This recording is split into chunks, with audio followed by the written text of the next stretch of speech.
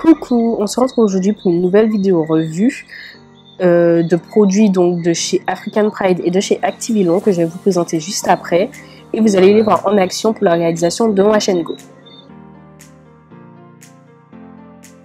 Donc pour le leave-in d'African Pride, il s'agit de celui au beurre de karité et au gel de lin. Pour le gel d'Activilon, c'est la Force 2 et ensuite mon huile de jojoba classique que j'utilise à chaque Wash & Go. Donc, je vais procéder de la même manière que d'habitude, c'est-à-dire que je vais appliquer le leave-in en plus ou moins grande quantité sur ma section. Donc, c'est ce que je fais actuellement.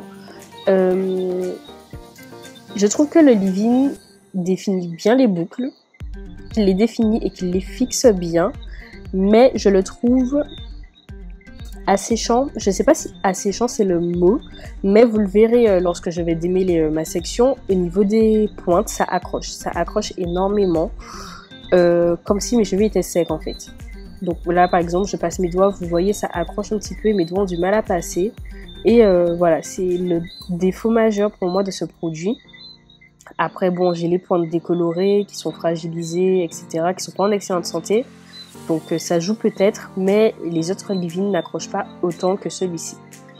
Donc là, vous pouvez voir que comme d'habitude, je travaille ma mèche, que les boucles se définissent bien et que là, au démêlage, ça coince au niveau des pointes décolorées encore une fois.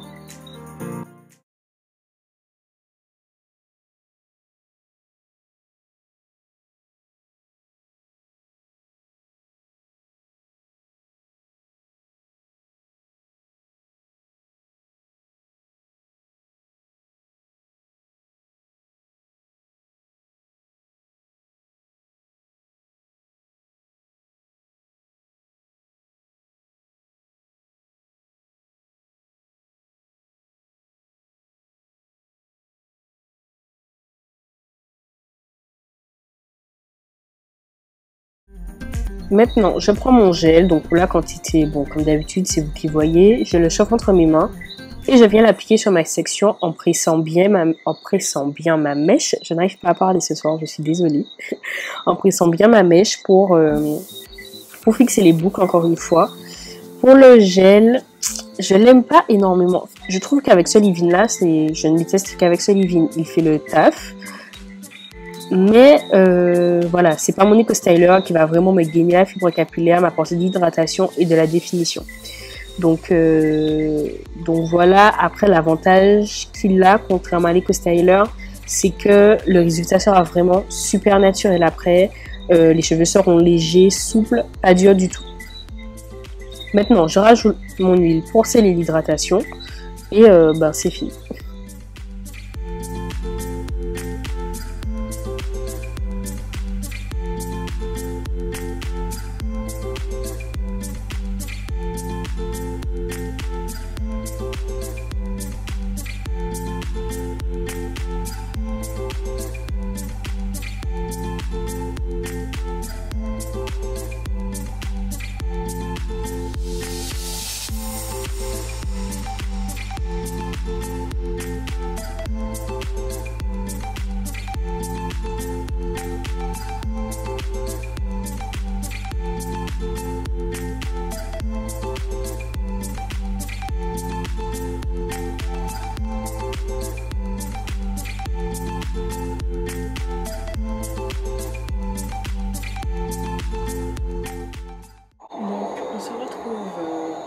Quelques temps après, donc mes cheveux ne sont pas secs, hein, ça se voit, on voit encore le produit et tout, mais vous pouvez voir comment mes boucles sont définies. Voilà, vu que j'aime pas avoir mes cheveux mouillés dans mon visage, j'ai attaché là pour que ça reste en arrière et voilà, ça a bougé tout autour. Du coup, vous pouvez voir sur les cheveux l'évolution du Wash & Go tout au long de la semaine. Les boucles restent bien définies, mais voilà, mes cheveux sont vraiment légers et j'ai du volume. Coucou tout le monde, j'espère que vous allez bien. Donc on se retrouve pour la fin de la vidéo. Je vous demande d'excuser parce que je viens de me réveiller, donc je crois que mon visage est encore gonflé. En plus je suis malade, donc ma voix est un peu chelou. Et voilà, je suis vraiment désolée, mais je pense pas que je vais réussir à me sortir la tête du coltard de toutes les façons. Donc on va filmer maintenant parce que que ce soit maintenant ou plus tard, ça ne changera rien.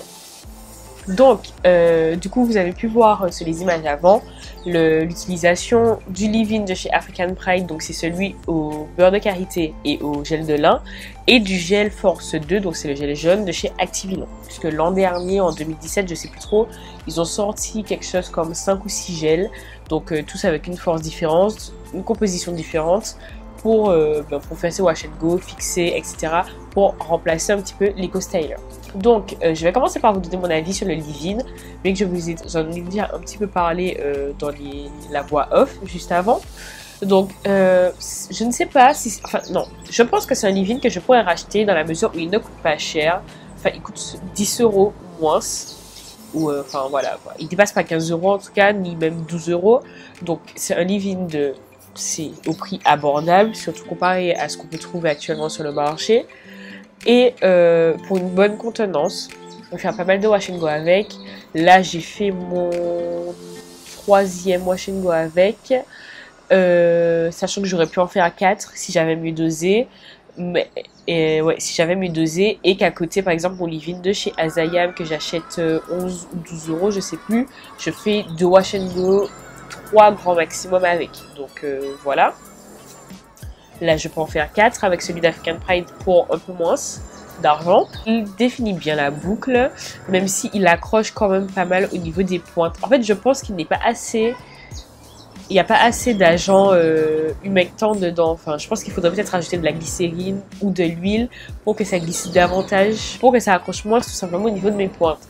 Mais après, comme je l'ai dit, j'ai les pointes décolorées qui sont assez sèches. Enfin, mes pointes ne sont plus en très bonne santé. Je coupe au fur et à mesure. Donc voilà, il y a ça aussi qui joue, mais je sais que d'autres leave-in n'accrochent pas autant que celui d'African Pride.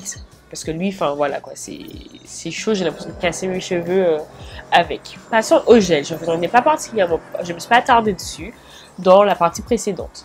Alors déjà, pourquoi je l'ai choisi lui pour sa composition? En temps normal, instinctivement, je me serais tournée vers un gel avec une force plus forte, mais celui-ci était composé d'huile d'argan et de gel de lin, si je me souviens bien, et les autres, les huiles qui les composaient, j'étais pas trop sûre. Enfin, il y avait un avec l'huile de ricin. Or, vous le savez, je suis allergique à l'huile de ricin. Il y en avait un à l'huile de coco. Mes cheveux, l'huile de coco, c'est je t'aime moi non plus, donc j'ai pas voulu prendre de risque. C'est pas mon Eco Styler, parce que vous savez que l'Eco Styler, c'est ma vie. D'ailleurs, là, c'est un wash and go que j'ai fait avec le leave-in d'African Pride et l'Eco Styler, parce que bon, ça passe quand même relativement bien. Vous pouvez voir, j'ai pas de particules ou quoi dans les cheveux. Et mes cheveux sont pas encore secs derrière. Et puis bon, j'ai la flemme de les lâcher juste pour filmer, vu que j'ai acheté mon aujourd'hui, donc voilà. Mais ouais, je sais pas, j'aime pas trop son toucher, je ne le trouve pas assez hydratant, je le trouve pas assez... même, il définit pas particulièrement. Par exemple, je sais que quand je mets mon Eco Styler sur ma mèche, directement ça segmente ma section, pardon, en boucle individuelle. Je sais pas si vous voyez ce que je veux dire. Mais vous savez, je vais faire ça, je vais secouer un peu la mèche aux racines et chaque boucle va se définir individuellement. Alors qu'avec celui d'Activillon, ça ne me fait pas ça. Ça ne me fait pas ça. J'ai quand même besoin de repasser un petit peu la brosse après, de bien travailler la mèche, etc. Mais l'avantage, contrairement à l'Eco Styler, bien que ce ne soit pas quelque chose qui me dérange chez l'Eco Styler, mais je sais que c'est quelque chose qui dérange beaucoup de monde, c'est qu'il ne va pas laisser le cheveu dur. C'est-à-dire que je ne vais pas toucher ma boucle et ma boucle sera vraiment figée. Ma boucle sera définie, je vais pouvoir la toucher, la jouer avec, elle va rester définie, mais au toucher, ce sera comme si mon cheveu avait juste du leave-in dessus. Ce sera pas plus dur, ce sera... Voilà. Le gel ne va pas du tout alourdir le cheveu. Enfin, j'ai les cheveux hyper léger quand j'ai fait le combo African Pride et Activillon. Mes cheveux sont ultra légers. J'avais fait une vidéo, mais bon, je pourrais pas l'insérer où je secouais mon afro et voilà, vraiment, on dirait presque que j'ai les cheveux nus en fait, tellement ils ont aucun problème à bouger et à... Voilà, on dirait vraiment juste que j'ai un nuage sur la tête, je sens pas mes cheveux, ils sont juste super légers, c'est très agréable. Ça look positif, mais bon, c'est pas un gel que j'irai racheter forcément. Pareil, enfin, le prix est abordable, il est à 9 ou 10 €. Donc si j'ai besoin d'un gel, et parce qu'en plus il est compatible avec tous les leave-in, d'après ce qui est écrit sur le pot. J'ai pas pu essayer avec plein de leave-in, mais apparemment il est compatible avec beaucoup de produits. Donc si j'ai besoin d'un gel qui est compatible avec lequel je n'ai pas besoin de me casser la tête pour voir si ça me fait des particules ou quoi, j'irai l'acheter. mais franchement je pense pas que ce soit quelque chose que je me reprocurerai. Donc voilà, et aussi pour l'hydratation sur la semaine avec les deux produits, donc je garde mon hydratation une semaine. Je garde mon hydratation une semaine, 2 semaines, ce serait tiré sur la corde. Voilà, ce serait tiré sur la corde, c'est pas comme le leave-in d'Azayam où il y a mon voisin là. Ce serait pas comme le leave-in d'Azayam qui va me durer par exemple 10 jours ou de Bouclem qui va me durer 15 jours. Voilà, c'est vraiment une semaine. Si je fais plus, voilà, je sais que mes cheveux seront pas mal emmêlés, etc. lorsque je vais faire mes soins. Voilà, j'espère avoir répondu à vos questions, vos éventuelles questions sur la marque, enfin sur les deux produits du moins. Si vous voulez vous les procurer, que vous essayez, que vous avez une expérience différente, partagez-la, ça peut être intéressant. Moi c'est tout, je crois que j'ai tout dit. Je vous fais d'énormes bisous et je vous dis à la semaine prochaine.